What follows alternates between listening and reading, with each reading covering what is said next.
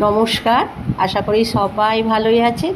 Sumati kitchen with blog থেকে সবাইকে স্বাগত। আজকে হচ্ছে রবিবার মানেই তো চিকেন হবে। আজকে হচ্ছে চিকেনের লাল লাল ঝোল বানিয়েছি, আর কাঁচা লঙ্কা দিয়ে চিকেনের লাল লাল ঝোল বানিয়েছি, সেইটাই আপনাদের সঙ্গে শেয়ার করেছি। আপনারা প্রথম থেকে শেষ পর্যন্ত দেখবেন। আসুন। 1 কিলো চিকেন আছে, আর এখানে হচ্ছে 50 গ্রাম আদা, আর রসুনটা একটু কম নিয়েছি। আদা রসুনটাকে পরিষ্কার করে জলেতে ধুয়ে নিলাম, নিয়ে মিক্সার বাটিতে বেটে নিচ্ছি। 1 চামচ গোটা ধনে আর গোটা জিরে নিয়েছি, একসঙ্গে বেটে নেবো। আজকে মশলা দিয়েই ঝোল করব। 8-9টার মতন কাঁচা লঙ্কা দিলাম। ঝালটা আপনারা বুঝেই দেবেন, যেমন ঝাল খাবেন। কাঁচা লঙ্কাটা দিয়ে মশলাটাকে বেটে নিচ্ছি। কাঁচা লঙ্কা দিয়ে মশলাটা বাটা হয়ে গেছে। এই যে চিকেনটাকে পরিষ্কার করে হচ্ছে জল দিয়ে ধুয়ে আর জল শুকনো করে নিয়েছি, জল ঝরে নিয়েছি দেখুন। আর একটুকু হচ্ছে জল নেই। এই দেখুন বন্ধুরা, আলুগুলো বড় বড় করে কেটে নিয়েছি, আলুগুলোকে ধুয়ে নিয়েছি। এবার হচ্ছে ভেজে নেব। কড়াতে সাদা তেল দিয়েছি, আলুটাকে ভেজে নিচ্ছি। একটু হলুদ দিয়ে আলুটাকে লাল করে ভেজে নেব। আলুকে একটু ভেজে মাংস রান্না করলে আলুগুলোর খেতে টেস্ট হয়। আলুটা ভাজা হয়ে গেছে, এবার হচ্ছে ঢেলে নিচ্ছি। এবার এই চিকেনগুলোকে ভেজে নেবো। আলু ভাজা হয়ে গেছে, তেল দিয়েছি কড়াতে, চিকেনটাকে একটু ভেজে নিচ্ছি। এই যে রান্না করলে চিকেনগুলো যখন সেদ্ধ হয়ে যাবে, এই হাড় থেকে কিন্তু ছেড়ে যাবে না, সেই জন্য চিকেনকে একটুখানি ভেজে নিচ্ছি।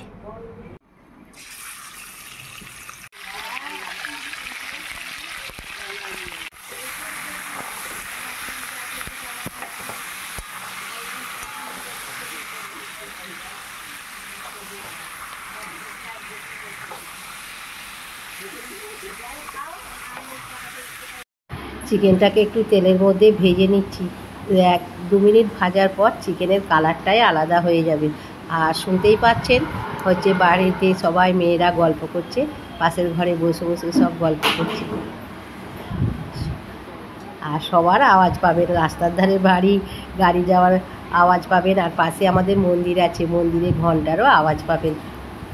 চিকেনটাকে একটু ভেজে নিচ্ছি। দেখুন চিকেনটা ভাজতে চিকেনের কালারটাই আলাদা হয়ে গেছে। এবার এটাকে তুলে দেবো। চিকেনটা ভেজে তুলে নিয়েছি। ওই তেলের মধ্যে পেঁয়াজ কুচনা দিয়েছি, পেঁয়াজটাকেও একটু হচ্ছে ভেজে নেবো।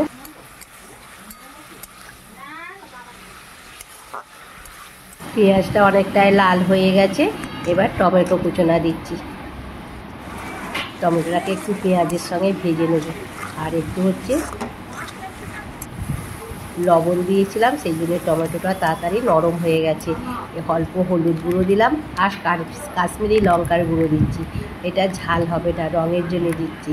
যেহেতু কাঁচা লঙ্কা দিয়ে মাংসটা আজকে করছি, সেই জন্যে কাশ্মীরি লঙ্কার গুঁড়োটা দিলাম। আর লাল লাল ঝোল করব, সেই জন্যই কাশ্মীরি লঙ্কার গুঁড়োটা দিলাম। আর হচ্ছে আদা রসুন জিরে ধনে কাঁচা লঙ্কা একসঙ্গে বেটে রেখেছিলাম, মশলাটা দিয়ে দিলাম তেলের মধ্যে। আর মিডিয়াম আঁচে কষে নিতে হবে। দেখুন লেগে যাচ্ছে, গ্যাসটাকে একটু কমিয়ে দিচ্ছি। ভালোভাবে হচ্ছে কষে নিয়েছি। আদা রসুনের খুব সুন্দর হচ্ছে গন্ধ ছাড়ছে। ভালোভাবে মশলাটা কষা হয়ে গেছে, তেল ছেড়ে দিয়েছে। এবার ভেজে রাখা চিকেনটাকে দিয়ে দিচ্ছি। চিকেনটাকে ভেজে রেখেছিলাম, একটুখানি তেল আর জল হচ্ছে বেরিয়েছে। ভালোভাবে হচ্ছে চিকেনটাকে কষে নিচ্ছি। চিকেনগুলো কষতে কষতে অনেক সময় মাংসগুলো হাড় থেকে ছেড়ে যায়, সেই জন্যে ভেজে দিলাম। করলাম ভালোভাবে কষে নিয়েছি চিকেনটাকে মশলার সঙ্গে। এবার ভাজা আলুটা দিয়ে দিলাম, দিয়ে জল ঢেলে দিচ্ছি। কুকারে চিকেনটাকে ঢেলে দিয়েছি, পরিমাণ মতন জল আর লবণ দিলাম। আলুগুলো একটু বড় কাটা আছে, সেই জন্য কুকারে 2টো সিটি দিয়ে নামিয়ে নেবো, তাহলে আলুগুলো তাড়াতাড়ি কড়াতে ঢেলে দেবো। 2টো সিটি দিয়ে নামিয়ে নিয়েছিলাম, আর কড়াতে ঢেলে দিয়েছি। আর কড়াতে ঢাললাম এই জন্যে, এই যে কসুরি মেথিটা দিয়ে একটু হচ্ছে নাড়বো। চিকেনে একটু কসুরি মেথি দিলে টেস্টটা আরও ভালো হয়। কসুরি মেথির গন্ধটা তো খুব সুন্দর। একটু গুঁড়ো করে কসুরি মেথি দিয়েছি, আর আলুগুলো সেদ্ধ হয়ে গেছে। কুকারে দিলাম, আলুগুলো বড় বড় ছিল, তাড়াতাড়ি সেদ্ধ হয়ে গেল। চিকেনটা আমার হয়ে গেছে। 1 চামচ হচ্ছে ঘি দিচ্ছি। ঘিটা হচ্ছে অনেকটাই হচ্ছে গাঢ়, দেখুন গলছে না। ঘিয়ের শিশিটা হচ্ছে ফ্রিজের মধ্যে ছিল, সেই জন্যেই হচ্ছে খুব হচ্ছে বসে গেছে। আর গরম মশলা গুঁড়ো দিলাম 1 চামচ। হয়ে গেল আমার হচ্ছে লাল লাল চিকেনের ঝোল। এখনও দেখুন ঘিটা গলেনি, ঘিয়ের শিশিটা সবরি হয়ে গেছিলো, সেই জন্যে সবরিতেই ঘিয়ের শিশিটাকে রেখে দিয়েছিলাম ফ্রিজের মধ্যে। হয়ে গেল আমার লাল লাল চিকেন। ভালো লাগলে চ্যানেলটিকে সাবস্ক্রাইব করবেন, পাশের বেল বাটনটি অন করবেন, সবার সঙ্গে শেয়ার করবেন, লাইক করবেন আর কমেন্ট করে জানাবেন আজকে আমার লাল লাল চিকেনের ঝোল কেমন হয়েছে। এবার ঢেলে দিচ্ছি। এই দেখুন বন্ধুরা, চিকেনের হচ্ছে ঝোলটা হয়ে গেছে, চিকেনের হচ্ছে লাল লাল ঝোল। আর এখানে হচ্ছে সার্ভ করে দিচ্ছি, ওপর দিয়ে একটু পেঁয়াজটা দিচ্ছি, দেখতে সুন্দরের জন্য দিচ্ছি, অন্য কিছুর জন্য দিলাম না। কত সুন্দর দেখতে লাগছে দেখুন। আশা করি প্রথম থেকে শেষ পর্যন্ত দেখলেন। আবার কোনো একটা নতুন রেসিপি নিয়ে আপনাদের সঙ্গে দেখা হবে। ততক্ষণে সুস্থ থাকবেন, ভালো থাকবেন। নমস্কার।